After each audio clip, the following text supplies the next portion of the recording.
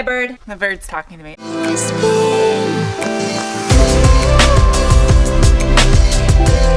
Hi guys, I'm sitting in Mr. Dose. If you just clicked on my video and you have no idea who I am or what this is about, that would be so weird. You'd be like, who the f is Mr. Dose and why is she sitting in him? Mr. Dose is the MR2 I'm sitting in. Anyway, I want to give you guys an update on it because a lot of you have asked what's going on with Mr. Dose, when we're gonna see another video with this car, and I'm just gonna be honest with you and let you guys know what's going on with it. So, the Project Flip Car Audi, I don't think it's really worth the money. There's a link to it up there somewhere. That was a Project Flip car to try to make a little bit of extra money to get a rear clip for the MR2. I had bad feelings about the Audi from the get-go, but it was kind of an impulse purchase because we let emotions get to us, and me by saying we, somebody else.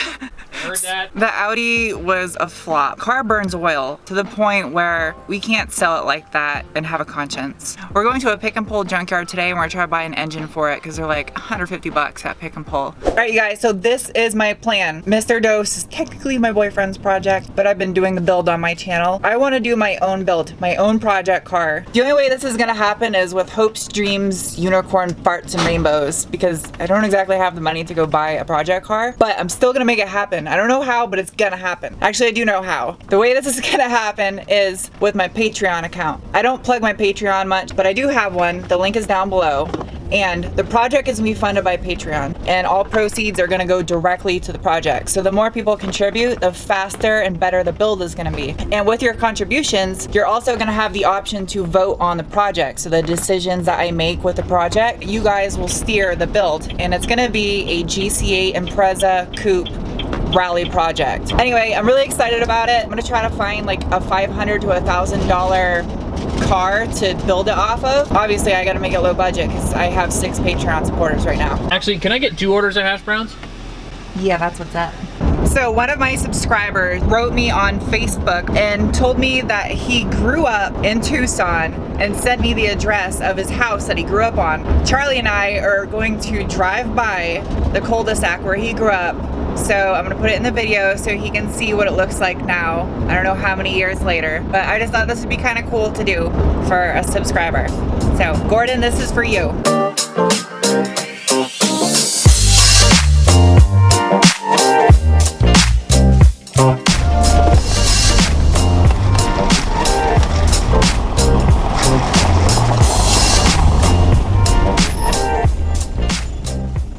Here you go, Gordon.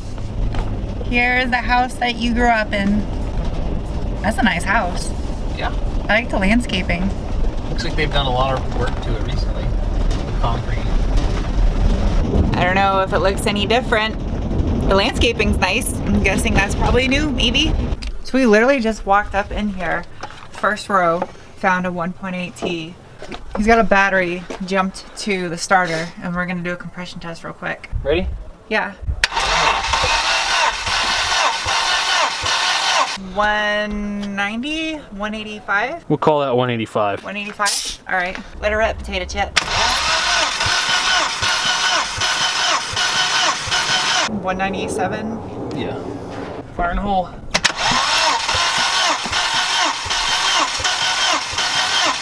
$207. Ready? All right.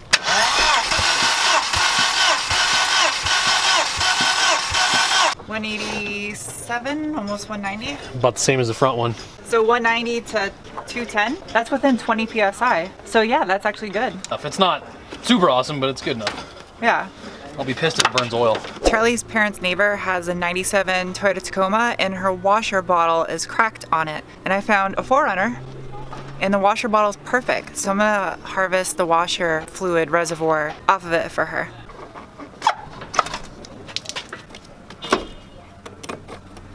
Ew, that stinks so bad. The water smells so horrible. So I got the washer reservoir. I took it off. It was really easy. It took like 5 minutes to take off. Charlie, how long did it take you to get this front end off? I don't know, 5 minutes. And because Charlie's a courteous junkyarder, he's not gonna break it.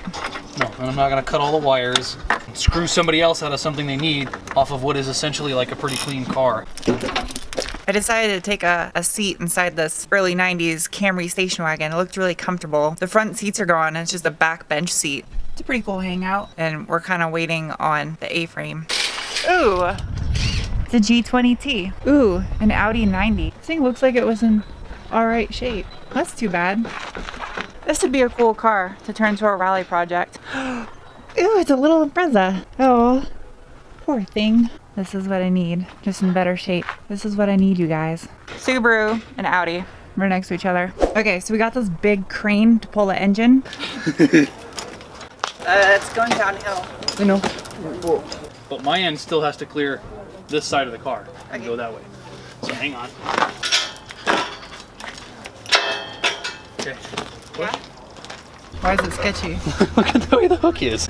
Oh yeah, that's super sketchy. What I gotta do, take the subframe bolts out and the whole thing, K-member, suspension, engine, transmission, comes right out the bottom. Oh, okay.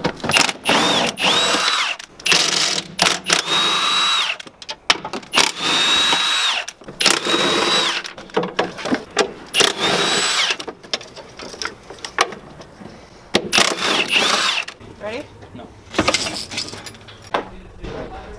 Charlie has the engine out, which took what, an hour? Hour and a half. Hour and a half. So now we're gonna go pay for this stuff. I found a 240 coupe that's for sale over here for you guys that like to see it. It's a coupe.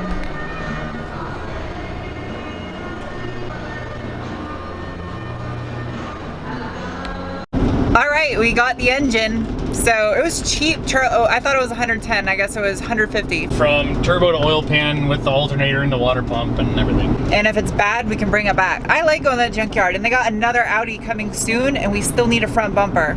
So we're gonna try to get dibs on that front bumper as soon as it comes in, and then we'll have all the parts we need for the Audi. No matter how you look at it, this car was a flop, but lesson learned. I couldn't read the sign. I thought it said almond shrimp. It's Diamond's Shamrock. Morning. I'm going to start pulling the nose off the Audi so we can get the engine in there. So here's what the game plan is. I gotta take off the nose of this car. What I'm going to do is I gotta remove the entire radiator core support, the radiator and AC condenser, all that stuff has to come out along with the headlights, the front bumper, basically the whole nose of the car is gonna come off. That way the engine can drop out of the front of the car and then the new engine will go right into its place. That's what I'm gonna be doing today. I'm gonna disassemble this and Charlie's gonna do Charlie things. I gotta go to Home Depot. Okay, so I'm gonna get working on this. Also, I was at the junkyard yesterday. Oh my God, that bird almost killed me. That was so scary. This huge like 50-pound crow just like kamikazed my head. While I was at the junkyard yesterday, I was able to pick up this guy, silver mirror, because our mirror, I'll show you what's wrong with it. The auto dimming feature on this mirror doesn't work anymore. It's cracked and it's all messed up. The other side's silver. So now there's two silver mirrors. So the headlights are on this car are busted. There's no tabs and they're held in with like wood screw. You can see over here. And we have a new set of headlights put on here that are good. So I don't need to take them off to take off the front of the car, but I'm going to take them off anyway because they're no good. Holy crap. It's a long screw. That one's stripped. So I have some reverse drill bits. I'm going to just drill this out because I don't have a screw extractor set.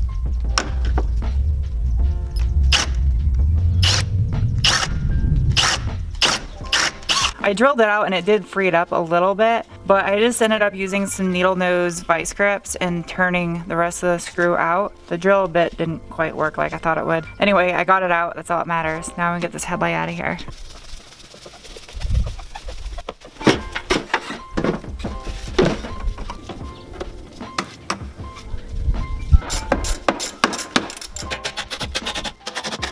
Up underneath here, I got these two bolts, which are nice and rusty. There's one over here, but those come out and then the bumper should slide forward off the car. Come on. Ah, got it.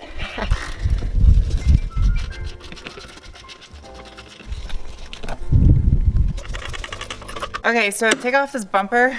Hitting it here, it doesn't matter, this bumper's garbage. So if I break it, it doesn't matter. But the way you take this bumper off is there's two tabs here. There's one on the front and then there's one in the back. Basically, it's like, how to describe this? On the inside of the fender, there is like a little hook that looks like this. And then on the bumper, it like has a lip that sits inside there. So what you gotta do is you gotta pry the bumper out of that little lip, and then it should pop out, and then the bumper cover will come off. There you go. Hi, bird. The bird's talking to me. Okay, let's get this bumper off. If the car is equipped with a cold weather package like ours is, you have to make sure you disconnect this hose that goes down to the headlight washers. Right there. Just it's a hose clamp, pops right off. Do we have everything? Yep. Yeah. Ta-da! Okay, so now I just gotta get this core support off. Charlie's gonna help me because I'm in a hurry because I need to edit this for you guys. Okay. Then I'm gonna put these brackets back on. Okay. Do you hear that? It sounds like a cow is dying. Whoa, holy crap. Yeah, it just about fell off. All right, now it's ready. All right, so we got the front of the car off, and I figured to give you guys a look at the condition of this engine. So you can see there's a lot of corrosion on this car, especially around the turbo by the wastegate actuator.